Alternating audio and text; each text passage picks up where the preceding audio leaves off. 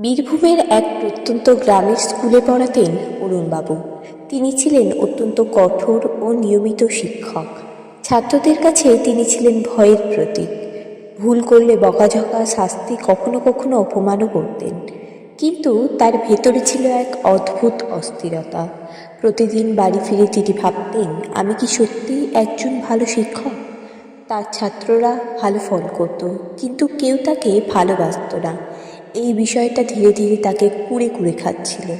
একদিন এক সহকর্মী বললেন, আপনি সত্যিই যদি এর উত্তর চান তাহলে একবার শ্রী শ্রী ঠাকুর অনুকূলচন্দ্রের কাছে যান। অরুণবাবু প্রথমে হেসে উড়িয়ে দিলেন, কিন্তু মনের ভিতরে অনেক প্রশ্ন তার পিছু ছাড়ল না। অবশেষে এক ছুটির দিনে তিনি পৌঁছে গেলেন দেওঘরের আশ্রমে। আশ্রমে ঢুকেই তিনি অবাক হয়ে গেলেন। কেউ জোরে কথা বলছে না, অথচ চারিদিকে এক গভীর শান্তি। ছোট ছোট বাচ্চারা হাসছে, খেলছে, কিন্তু তাদের চোখে ভয় নেই, বরং ভালোবাসা।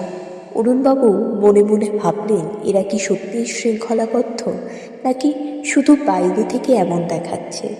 অবশেষে তিনি ঠাকুরের সামনে পৌঁছালেন। ঠাকুর তখন চুপচাপ বসেছিলেন, মুখে এক প্রশান্ত হাসি। অরুণবাবু সরাসরি বললেন, ঠাকুর, আমি একজন শিক্ষক। আমি আমার দায়িত্ব ঠিক মতো পালন করি, কিন্তু কেউ আমাকে ভালোবাসে না কেন?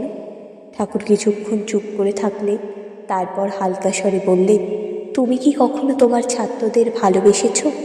অরুণবাবু একটু থমকে গেলেন। আমি তো তাদের ভবিষ্যতের জন্যই কঠোর হই। ঠাকুর আবার বললেন, কঠোরতা আর ভালোবাসা এক জিনিস নয়। ভালোবাসা দিলে শাসন নিজে থেকেই গ্রহণযোগ্য হয়ে ওঠে।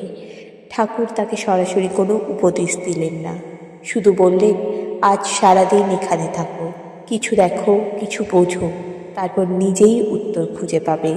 অরুণবাবু লক্ষ্য করলেন, একজন গুরুজন একটি ছোট ছেলেকে ভুল করার জন্য বকছেন না, বরং ধৈর্য ধরে বুঝিয়ে দিচ্ছেন। ছেলেটি মাথা নিচু করে আছে, কিন্তু তার চোখে ভয় নেই, বরং শ্রদ্ধা। এই দৃশ্য দেখে তার মনে গভীরভাবে নাড়া দিল। সন্ধ্যার সময় অরুণবাবু আবার ঠাকুরের কাছে এলেন, তার চোখে জল। ঠাকুর, আমি বুঝেছি। আমি ছাত্রদের মানুষ হিসাবে দেখিনি, শুধু নম্বর তোলার যন্ত্র হিসাবে দেখেছি।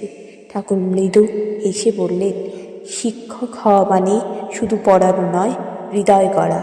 হৃদয় ছাড়া শিক্ষা শূন্য। গ্রামে ফিরে গিয়ে অরুণবাবু বদলে গেলেন।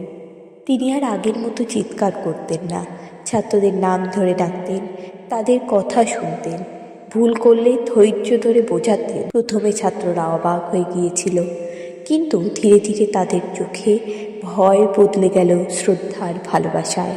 একদিন ক্লাস শেষে একটা ছোট্ট ছেলে এসে বলল, স্যার, আপনি এখন আর আগের মতো নেই, অনেক ভালো হয়ে গেছে। সেই মুহূর্তে অরুণবাবুর চোখ ভিজে উঠল। তিনি বুঝলেন, এটাই তার আসল সাফল্য। এই গল্প থেকে আমরা এই শিক্ষা পাই যে ভালোবাসা ছাড়া শিক্ষা অসম্পূর্ণ।